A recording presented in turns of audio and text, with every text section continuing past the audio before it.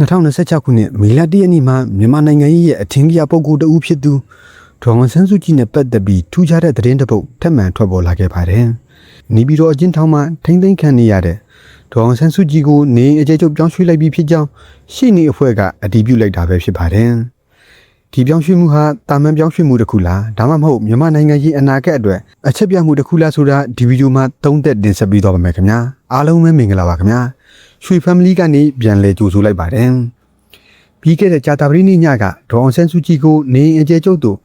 ပြောင်းရွှေ့ခဲ့တာဖြစ်ကြောင်းရွှေနေအဖွဲ့ဝင်တအုပ်ကရိုက်တာသတင်းဌာနကိုအတည်ပြုပြောကြားခဲ့ပါတယ်။ရခိုင်ကနိုင်ငံပိုင်မီဒီယာတွေမှာနေရာပြောင်းရွှေ့မဲ့အကြောင်းသတင်းထုတ်ပြန်ခဲ့ပေမဲ့ဘယ်နေရာကိုပို့ဆောင်မယ်ဆိုတာကိုလျှို့ဝှက်ထားခဲ့ပါတယ်။လက်ရှိမှာတော့အသက်82နှစ်အရွယ်ရှိနေပြီဖြစ်တဲ့ဒေါ်အောင်ဆန်းစုကြည်နဲ့တွေ့ဆုံမှုရွှေနေအဖွဲ့တွေက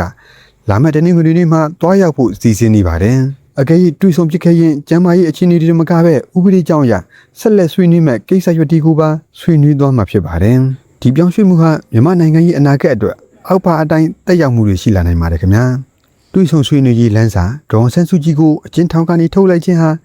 နိုင်ငံတကာ PR ကိုရှော့ချဖို့ကြိုးပမ်းမှုတစ်ခုဖြစ်သလိုတကားပိတ်ဆွေးနွေးမှုတွေစတင်မှုအတွက်လမ်းခင်းတာလည်းဖြစ်နိုင်ပါတယ်။နိုင်ငံတကာအသိမှတ်ပြုမှုအာဆီယံနဲ့ကုလသမဂ္ဂရဲ့တောင်းဆိုချက်တွေဖြစ်တဲ့နိုင်ငံရေးအကျဉ်းသားများလွှတ်ပေးရေးနဲ့တွေ့ဆုံဆွေးနွေးရေးလမ်းစဉ်အတွက်ဒါဟာအကန့်အသတ်နဲ့ပြုလုပ်တဲ့အလျှော့ပေးမှုတစ်ခုဖြစ်လာနိုင်ပါတယ်။ပြည်တွင်းတည်ငြိမ်မှုလူထုကောင်းဆောင်ရဲ့အခြေအနေနဲ့ပြောင်းလဲမှုတွေဟာ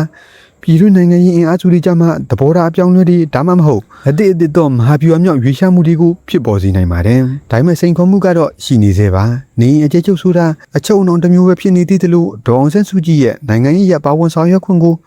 ဘယ်တိုင်းအထိခွင့်ပြုမလဲဆိုတာမေးခွန်းထုတ်စရာရှိနေပါတယ်။မြန်မာနိုင်ငံရဲ့အနာဂတ်ဟာဒေါ်အောင်ဆန်းစုကြည်ရဲ့ကျမ်းမာရေးရှင်းနေအဖွဲ့နဲ့တွေးဆခွင့်ရလက်နဲ့နိုင်ငံတကာရဲ့တုံ့ပြန်မှုတွေပေါ်အများကြီးမူတည်နေပါတယ်။ချုပ်လိုက်ရရင်တော့ဒေါ်အောင်ဆန်းစုကြည်ရဲ့နေအိမ်အကျဉ်းချုပ်ပြောင်းရွှေ့လိုက်တာဟာအကျက်တဲကြားကအလဲပြောင်းတစ်ခုဖြစ်လာမလားဆိုတာစောင့်ကြည့်ရမှာပါ။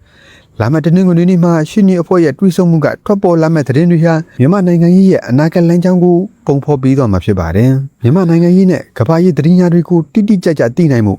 ရွှေ family ကို subscribe လုပ်ထားဖို့တိုက်တွန်းလိုပါတယ်ခင်ဗျာ။